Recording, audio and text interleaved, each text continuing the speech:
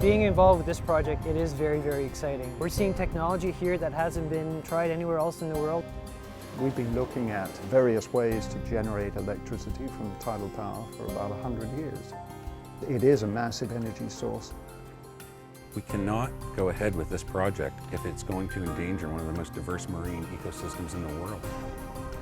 We have to understand how we can introduce this new industry into the Bay of Fundy and coexist with other traditional users.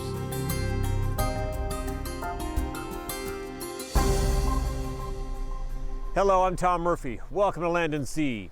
The Bay of Fundy is renowned worldwide for its massive tides. Now there's a move to harness some of the incredible power of those tides to generate clean, renewable energy. Tens of millions of dollars are being spent to design turbines able to survive some of the harshest conditions in the world. But those who make their living on the bay worry those turbines could change their way of life. On a cool, crisp November day, a giant 5-story turbine is towed into the Minas Passage in the Bay of Fundy. Working quickly, taking advantage of the slack tide, the turbine is lowered to the ocean floor. A few days later, the turbine is connected to the power grid. The turbine, generating enough electricity to power hundreds of homes, heralding a new era in power generation for Nova Scotia. 5, 4, 3, 2, 1.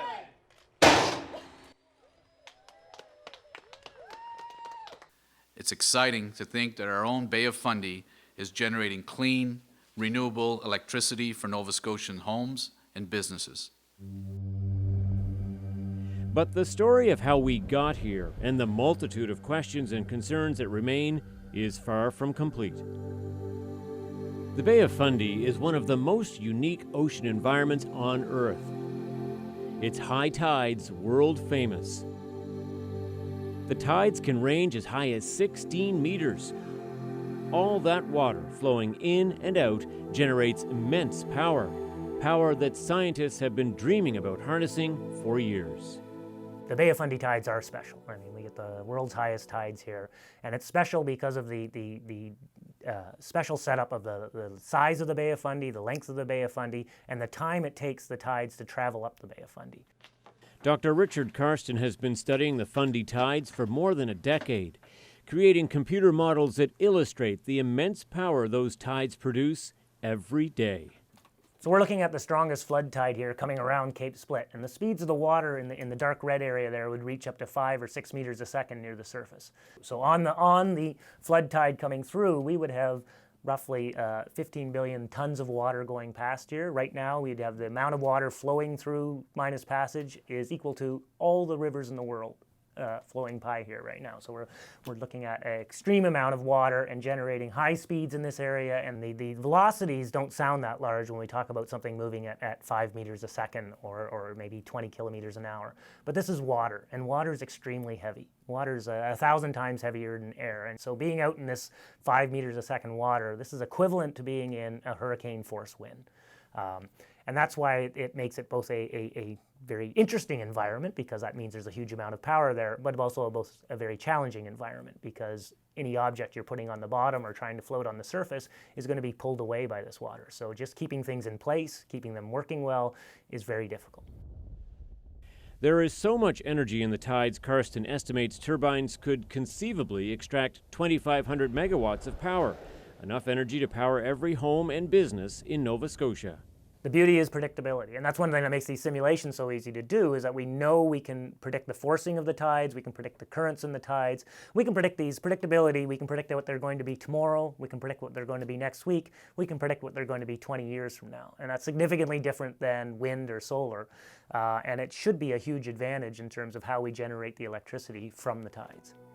To test whether this could actually work, the province decided to build a demonstration site in the Minas Passage, a narrow pathway 5 kilometers wide and 12 kilometers long, connecting the Bay of Fundy to the Minas Basin. Tony Wright is the executive director of FORCE, the Fundy Ocean Research Center for Energy. Well, what this is really about is understanding if this renewable energy source can have a role to play in our clean energy future here. And if we look at Nova Scotia, the current energy mix in Nova Scotia it's almost 75% based on fossil fuel generation. And so that makes Nova Scotia per capita one of the highest emitters in the country. And so we have to look at these clean energy solutions. Funded by the province and Ottawa, Force has spent more than $40 million developing the test site. Everything from laying undersea cables to building a power substation to connect the electricity generated by the turbines to the provincial power grid. Tidal energy is where the wind industry used to be 30 years ago. And look at that industry today. Wind turbines in Nova Scotia are very commonplace, and it contributes a fairly significant amount of clean energy to our grid. That's the potential that we're talking about here in the Bay of Fundy.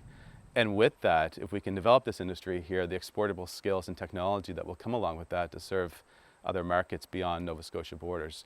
So there's a real opportunity, but it doesn't come cheaply. And if we're going to do it, we got to do it right.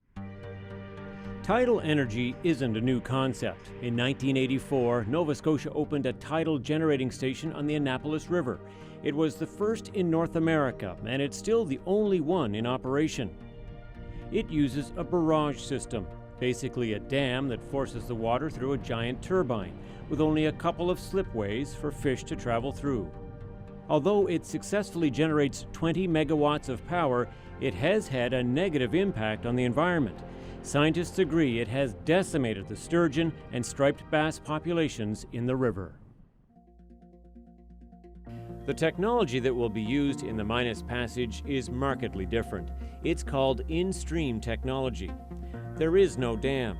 The turbines will sit on the ocean floor or float near the surface, allowing the water to flow through freely. But there are still questions about how those turbines might affect the more than 70 species of marine life in the Minas Passage. To try to answer those questions, Force has conducted dozens of baseline studies in the passage, documenting the presence and behavior of marine life before the turbines are put in place. Okay, Tyler, we're ready. All right, 5 seconds. And release. Anchor away. On this day, ocean technologists are deploying acoustic instruments to monitor the presence of harbor porpoises. Similar studies have been conducted for seabirds, fish, and lobsters. We're gathering all of that information because it's important to know what the baseline is, what the sea life is doing right now, so that we can compare it to once the turbine goes in. Any difference between the baseline and what happens afterwards can be positive or negative, but any changes would be able to be monitored based on the baseline studies. But gathering this data is challenging. The currents are so powerful they can only work at slack tide, often less than an hour a day. And then there's the toll the tides exact on the equipment. With the strong currents, we've had occasion where the moorings have just completely disappeared, just started tumbling across the bottom. But you got to make sure that in the design that you try to protect the sensitive instruments as best you can, but still allow them to do their job. Coming up. It's never worked before because it's never been done before. Designing and building turbines to survive in some of the harshest conditions in the world. Sitting on a dock in the port of St. John, another turbine is being readied to harness the power of the Fundy tides. It's one of 2 turbines to be deployed by Cape Sharp Tidal, a partnership between Open Hydro, based in the UK, and Emera, the parent company of Nova Scotia Power. So we're seeing the turbine from a very different vantage point at this point. We're seeing it laying on its side. Christian Richard is Vice President of Special Projects for Emera. We're looking at 10 blades that are 4.5 meters long. And if you look at, from this perspective, you really get a good sense of the size of the turbine. It's a 16-meter turbine, so standing on its side, it's actually 5 stories tall. And when the turbine is actually going to be lifted into place and installed on the seafloor, the current will go through the blades and make the white piece that you see, the blades, make the white piece turn to start generating electricity. And on average, the rotation of the turbine will go around 6 to 8 revolutions per minute, which is about a brisk walking speed.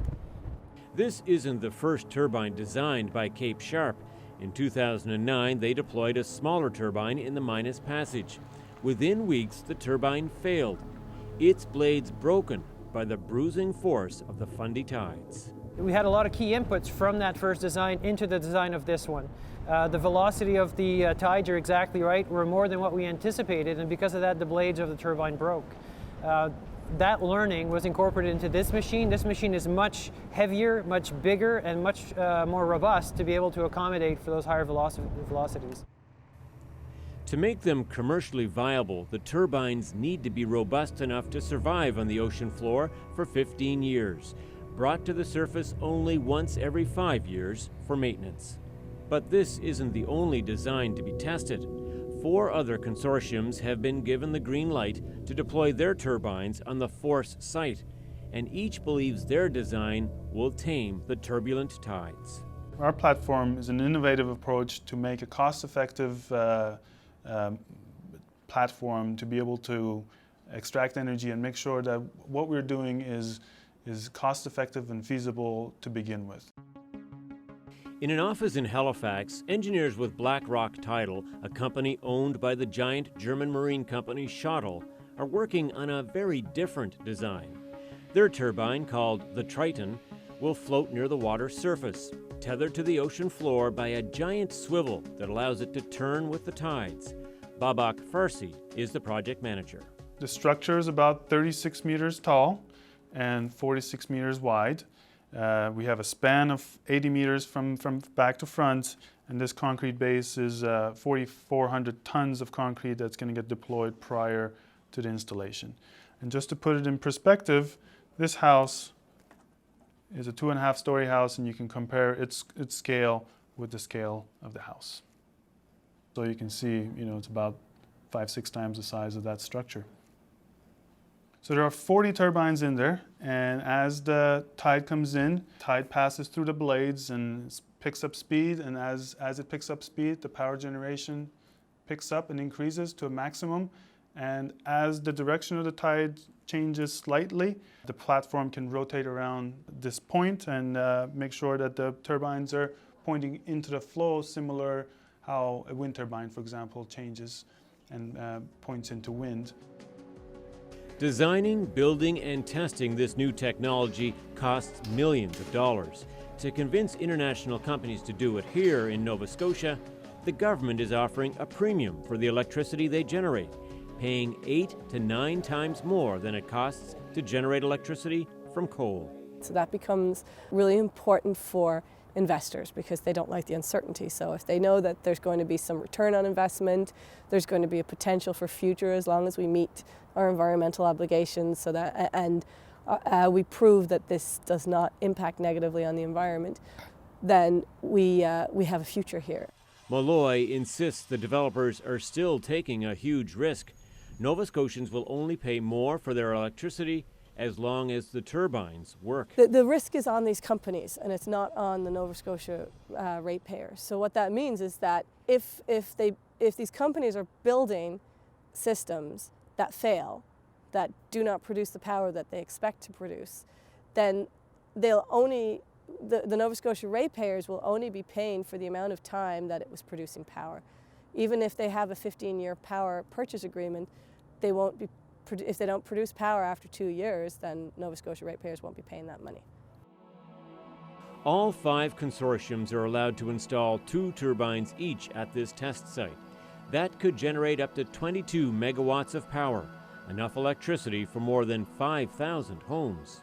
There's a lot of conditions on that, and one, I think the most important thing that we have to understand is what is the risk of these devices in the environment, and I don't think anybody has satisfactorily answered that question yet. And so really our main objective is not really to focus on the end goal of achieving 22 megawatts for installation at the site, but it's to really have a good understanding of what the risks and what the impacts of these devices are as we deploy them. Coming up, stemming the tide. We had to take a stand. This is a threat to our existence. Fearing the impact on their livelihood, fishermen fight to keep the turbines out. It's our way of life, it's our culture, it's everything that we are is tied up, and we will not see it washed away.